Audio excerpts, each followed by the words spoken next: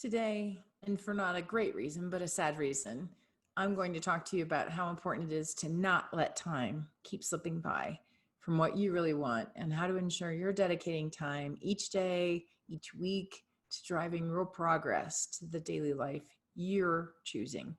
So join me as I share with you how to stop chasing those dang squirrels. Welcome to Life Reimagined with Wendy. I believe we were fortunate to grow up in a unique time in our culture that is helping shape our lives over the age of 45. We are redefining what our lives are like today and pushing the boundaries of what a 45-year-old, a 50-year-old, a 65-year-old, or years young and true adventurer really looks like. Many of us are newly blazing trails and carving out our own purpose-driven path forward. Yep, there have been many unexpected road twists that helped you get here today, but many times these turn out to be blessings. They help you more clearly define what you want. So join me for insights and interviews that show you can face these unexpected challenges and you can come out on the other side stronger and happier. You can make your best days ahead and you can reimagine your next. Okay. So I did promise in last week's episode to discuss what happens when you take that first big step and actually it becomes scary or the oh shit or oh bleep moment. It's happened many, many, many times in my life. And I think I teased up that I can share a story about driving in Iceland during a whiteout. But that's going to have to wait till next week. I'll share why in a moment. But quickly though, I'm going to talk today about what's really important, what I mean when I say stop chasing squirrels, and recommendations on how to stop. So for my unexpected and sad news, I lost a friend last week and learned that three others, and they were friends of friends, were also lost. And admittedly, I was not the closest with this friend. His name was Steve, but he was always smiling and always enjoying his time on his bike. He died suddenly and way too young. And he appeared to be doing a lot of the trips and adventures that were making him happy. So I'm very pleased about that. But I'm sure there's still more that he really wanted to do. So it reiterates for me how short life is. I know you've seen it on t-shirts and bumper stickers, but really life is short and we don't know how long we're going to be here. I've thought a lot about Steve and about my life. And now more than ever, it just reiterates that making this big pivot in my career, in my life was so worth it. And that I have to keep moving forward with my priorities and goals in mind and to keep making progress each day and create and live the life I want.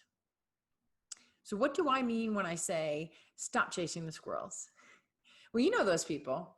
You're in the middle of a conversation, whether it's deep or not, and their head snaps around and with such enthusiasm, they say squirrel.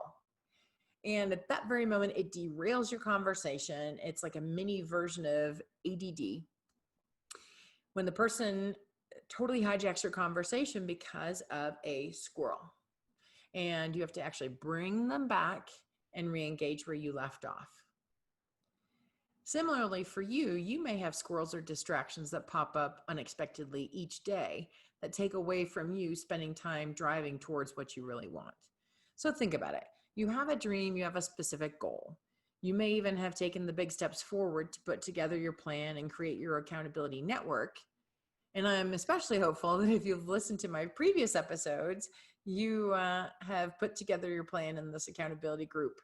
And you have the best of intentions to advance towards your specific goal.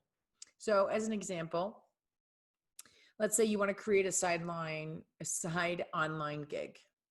So hopefully you can grow this over a few years and replace your full-time job. So you've set a 1-year goal of trying to bring in 10% of your current job's income and a 90-day stepping stone goal of establishing your business, like creating the legal documents and launching your website. So awesome, you're on your way.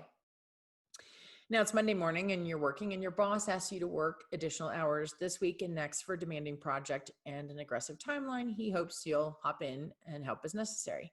So Monday night's time that you dedicated to your plan now goes away. You work a little bit on it Wednesday night, but Thursday night you learn a friend needs your help, so you go visit with them instead. Friday, a great new movie comes out, so you check that out. And Saturday and Sunday, you decide it's been a pretty rough week, so you need a little chill time with the family and you're going to recharge your batteries. So now when you look back over the last 7 days, instead of spending 3 to 4 hours of time advancing your plan, you've spent 1 hour. Now, getting to what you want ultimately is going to take 7 times as long. And are you sure that that's what you really want? What happens for many is they never come back to that dream. Days go by, weeks go by, months go by, and in the worst case scenario, years may go by. It makes me stop and think, and how many more days will I spend not living the life I want to live?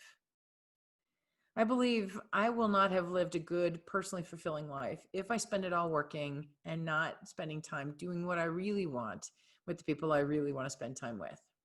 So I think back to Steve and others who left this earth much earlier than planned, or those dealing with significant health issues, or some other reason that they may not be able to physically do what they want. And yes, I understand dealing with these squirrels and these daily fires sometimes is not a choice. You have to hop in and handle these schedule and priority changers, but then again, sometimes it is a choice, like the movie or chilling out over the weekend. Taking 2 hours out of those 3 days towards your goal is totally doable and keeps you moving forward. So I'm not advocating for any extreme hermit lifestyle where you're just dedicating full bore any moment to it, but instead looking for a balance of making sure you're addressing your daily needs and responsibilities, but not sacrificing your longer term vision and your bigger picture.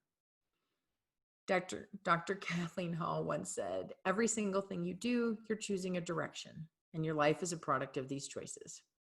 So will you make sure every fire is tackled, every squirrel chased, even at the expense of your own personal roadmap?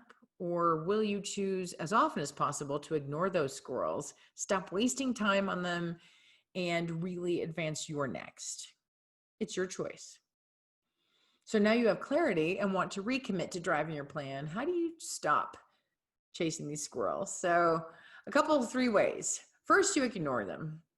You can choose to see the squirrel, pause, think about it, heck, maybe even announce it or call it out to another.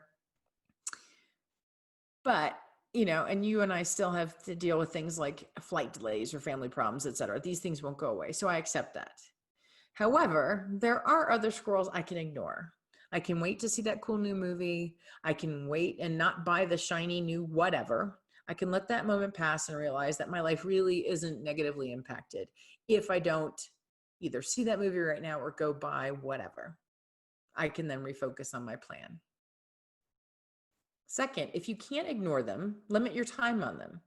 Quickly address and then move on to back up to get back. Quickly address and then move back to your plan. You have to put in the extra time in the office for a few weeks. Okay, accept it. But then revisit your plan and edit or update the timelines as appropriate, because the only one really that you have to account to is you. And third and finally, think about it in the greater context of things. Get perspective. You can choose to see the squirrel, think, pause, but does it really matter? Is this squirrel really worthy of your attention? Do you really care?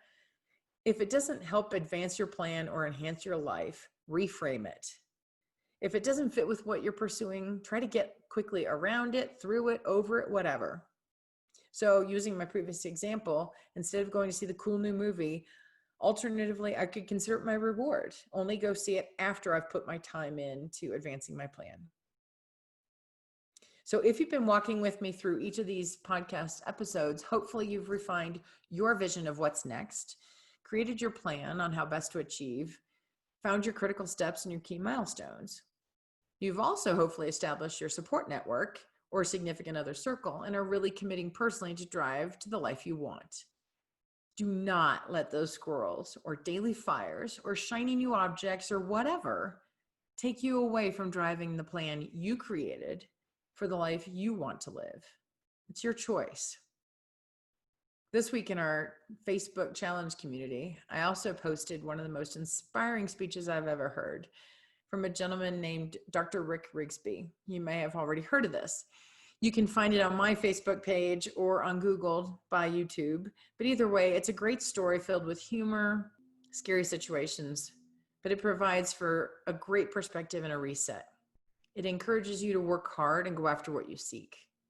Dr. Rigsby has also written several books, one titled Lessons from a Third Grade Dropout, in which he speaks to the important choices of daily living, but also the greatest lessons he learned from his father.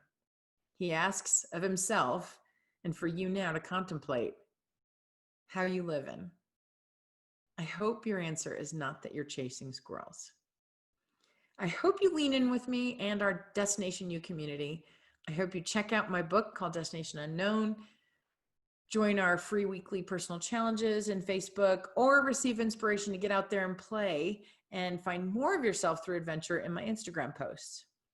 I do promise to come back and honor that I will share on next week's episode how to get through the oblique moments when you've actually taken that first scary step and now you find yourself in a lot of trouble, or a situation you're a little bit ill prepared for. And I will share my observations, recommendations, how to not only swim back to the surface, but then overcome. So watch out for those squirrels.